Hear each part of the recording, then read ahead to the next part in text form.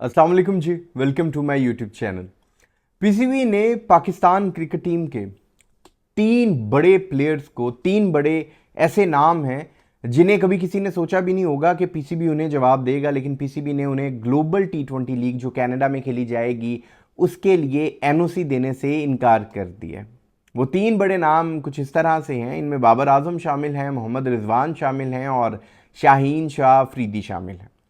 अब जब से ये खबर सोशल मीडिया पर गर्दिश कर रही है, तो जैसा मैं अक्सर अपनी वीडियोस में पहले भी आप दोस्तों को बात करता रहता हूं कि जब भी कोई खबर आती है तो उस खबर का कुछ सपोर्ट करने वाले लोग होते हैं, कुछ उसकी सपोर्ट साइड पर होते हैं, तो कुछ ऐसे लोग होते हैं जो उसकी मुखालफत करते हैं। अब जाहिर सी बात है, शाहीन शाह अफरीदी के फैंस जो है वो सोशल मीडिया पर अपना लगे हुए हैं। जो बाबर आजम के फैंस हैं वो तो हमेशा से ही बाबर आजम के हवाले से जब भी कोई इस तरह की बात सामने आती है कि जिसमें उन्हें लगता है कि ये बात जो है, ये खबर जो है ये बाबर आजम के खिलाफ जा रही है, तो वो फिर अपने जो हथियार लेकर कीबोर्ड वॉरियर्स बन जाते हैं, सोशल मीडिया पर निकल आते हैं और फिर वो नहीं देखते कि सामने कौन खड़ा है। अब सोशल मीडिया पर यही कुछ हो रहा है। मोहम्मद रिजवान के फैंस भी हैं, कुछ गिला कर रहे हैं, लेकिन यहां पर बात इस तरह से है कि हमें इस पॉइंट को समझना है कि पीसीबी ने ग्लोबल टी20 लीग के लिए बाबर आजम, मोहम्मद रिजवान और शाहीन शाह अफरीदी को आखिर एनओसी देने से इनकार क्यों किया।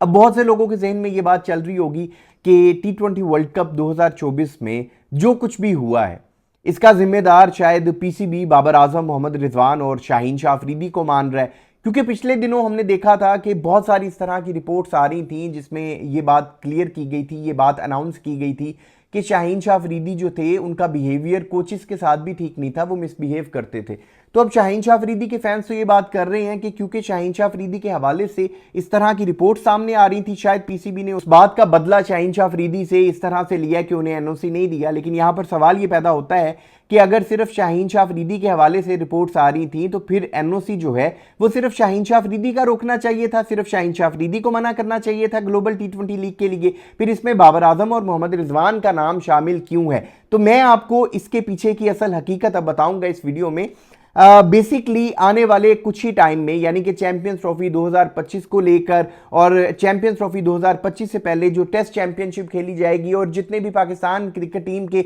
2024 और 2025 से ऑनवर्ड्स जितने टूर होंगे, उनमें ये तीन मेजर प्लेयर्स ऐसे हैं जो हर फॉर्मेट में खेलते हैं। यानी कि इन्होंने टेस्ट क्रिकेट भी खेलनी है, इन्होंने टी20 क्रिकेट भी खेलनी है और इन्होंने ओडीआई क्रिकेट भी खेलनी है। अब आप जरा अपने जहन में खुद से ये सवाल दोहराइएगा कि तीन आपके पाकिस्तान क्रिकेट टीम के ऐसे प्लेयर्स जो कि इस वक्त पाकिस्तान क्रिकेट टीम की क्रीम है, चाहे इन्होंने टी20 वर्ल्ड कप 2024 में कुछ उखाड़ा है या नहीं उखाड़ा, लेकिन इस बात को कोई डिनाई नहीं कर सकता कि ये तीनों बड़े प्लेयर्स हैं। शाहीन शाह अफरीदी पाकिस्तान के एक बड़े बॉलर हैं, बाबर आजम, मोहम्मद रिजवान जो हैं वो पाकिस्तान क्रिकेट टीम के एक बड़े बैट्समैन हैं, और ये तीनों जो प्लेयर्स हैं ये पाकिस्तान क्रिकेट टीम के हर तरह के फॉर्मेट में खेलते हैं, टेस्ट में भी, ओडीआई में भी और टी20 में भी। तो पाकिस्तान क्रिकेट बोर्ड की जानिब से जो वर्कलोड को मैनेज करने वाला जो पूरा सिस्टम है उसके मुताबिक ये तीनों प्लेयर्स किसी और लीग को अफोर्ड नहीं करते, क्योंकि इन्हें पाकिस्तान क्रिकेट बोर्ड ने टेस्ट में भी खिलाना है, ओडीआई में भी खिलाना है और टी20 में भी खिलाना है। अब यहां तो ये पाकिस्तान क्रिकेट टीम की जानिब से इन तीनों फॉर्मेट्स में परफॉर्म करें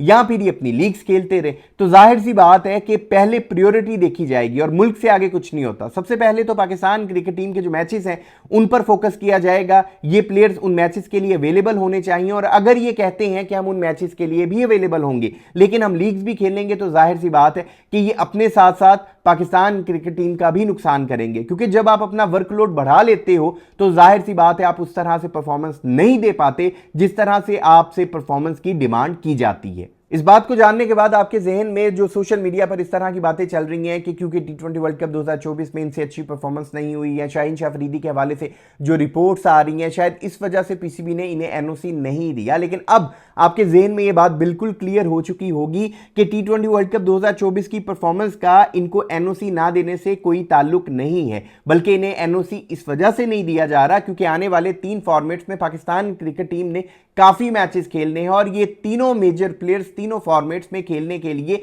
अवेलेबल होने चाहिए। इस वजह से इन्हें किसी भी और लीग में खेलने के लिए एनओसी नहीं दिया जा रहा। बाकी यहां पर मैं एक और बात भी ऐड करना चाहता हूं कि हर बात क्लियर हो चुकी है, हर बात सामने आ चुकी है, और इवन कि ये बात भी बिल्कुल शीशे की तरह साफ हो चुकी है कि बाबर आजम, मोहम्मद रिजवान और शाहीन शाह अफरीदी के दरमियान में काफी मामला चल रहे थे और इन्हीं मामलात का जो शिकार हुई है वो पाकिस्तान क्रिकेट टीम हुई है। और फिर जो कुछ हमारे साथ हुआ है, 26 से 27 करोड़ लोगों के जो दिल टूटे हैं, उसके पीछे भी रीजन कहीं ना कहीं ये तीनों प्लेयर्स ही हैं। तो अब इंतजार किया जा रहा है कि कब आखिर पीसीबी मैनेजमेंट, जो मोहसिन नकवी साहब है, पाकिस्तान क्रिकेट बोर्ड के चेयरमैन है, वो कब इस मामले को हल करवाएंगे। और इसका जो हल नजर आता है, इसका ये सोल्यूशन तो नहीं है। बहुत सारे स्पोर्ट्स जर्नलिस्ट ये बात करते नजर आते हैं कि इसका ये सोल्यूशन हरगिज नहीं है कि आप तीनों प्लेयर्स को बाहर कर दो या तीनों में से किसी एक दो प्लेयर्स को टीम से बाहर कर दो। इसका सोल्यूशन सिर्फ इतना है कि इन तीनों प्लेयर्स को एक साथ बिठाया जाए और इनके दरमियान में जितने भी मामलात हैं उन्हें क्लियर किया जा सके, ताकि ये तीनों अपने दिल को एक दूसरे के लिए साफ करें